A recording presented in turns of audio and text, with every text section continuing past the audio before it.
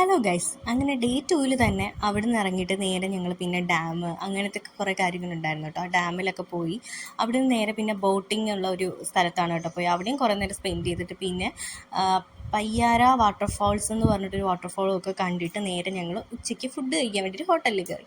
അവിടെ മീൽസാണ് കേട്ടോ ഞങ്ങൾ കഴിച്ചത്. എനിക്ക് തോന്നുന്നു ഈ മീൽസൊക്കെ ആയിരിക്കും ഞങ്ങൾക്ക് പണി തന്നത് എന്നാണ് ഒരു സംശയം. പിന്നെ അതിൻ്റെ കൂടെ ഞങ്ങൾ നോൺ വെജും ഒക്കെ കഴിച്ചിട്ടുണ്ടായിരുന്നു കേട്ടോ.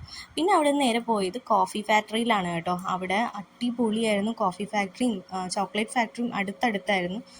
കോഫി ഫാക്ടറിക്ക് തന്നെ കയറിയപ്പോൾ തന്നെ കുറേ ഇതേപോലത്തെ തേയില എങ്ങനെ മെയ്ഡ് ചെയ്ത് അതിങ്ങനെ കോഫി ആവും അല്ലെങ്കിൽ തേയിലപ്പൊടി അതൊക്കെ ഇങ്ങനെ വരുന്നതെന്ന് അത് കറക്റ്റ് ആ മെഷീൻ വഴി കാണിക്കുന്ന രീതിയിൽ എല്ലാം നല്ല രീതിയിൽ അവർ അപ്പം പറയുകയും ചെയ്യും. അത് മലയാളത്തിലും തമിഴിലും ഇംഗ്ലീഷിലുമാണ് കേട്ടോ ട്രാൻസ്ലേറ്റ് ചെയ്യുന്നത്. ഒരു റെക്കോർഡർ ഉണ്ട്, അതിങ്ങനെ പറഞ്ഞുകൊണ്ടിരിക്കും.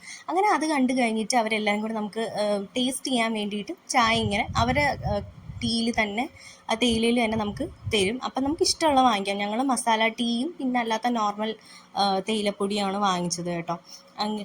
അങ്ങനെ അവിടെ നിന്ന് നേരെ തൊട്ടടുത്തായിട്ടായിരുന്നു ഈ ചോക്ലേറ്റ് ഫാക്ടറി. അവിടെയും കുറേ കാര്യങ്ങളുണ്ടായിരുന്നു. പിന്നെ ചോക്ലേറ്റൊക്കെ കുറച്ചൊക്കെ ട്രൈ ചെയ്തു, അതൊക്കെ കുറച്ചൊക്കെ പർച്ചേസും ചെയ്തു. പിന്നെ അത് നേരെ വന്ന് പിന്നെ റൂമിലാണ് കേട്ടോ വന്നിട്ട് വൈകുന്നേരം ഞാൻ പാക്കിങ്ങിലോട്ട് ഏർപ്പെട്ടു. കാരണം നാളെയാണല്ലോ നമുക്ക് പോകുന്നത്. 3ാമത്തെ ദിവസത്തേക്ക് വേണ്ടി തലേ ദിവസം ഞാൻ എല്ലാം പാക്കൊക്കെ ചെയ്ത് ഇടാനുള്ള ഡ്രസ്സൊക്കെ എല്ലാം സെറ്റാക്കി വെച്ചു കേട്ടോ.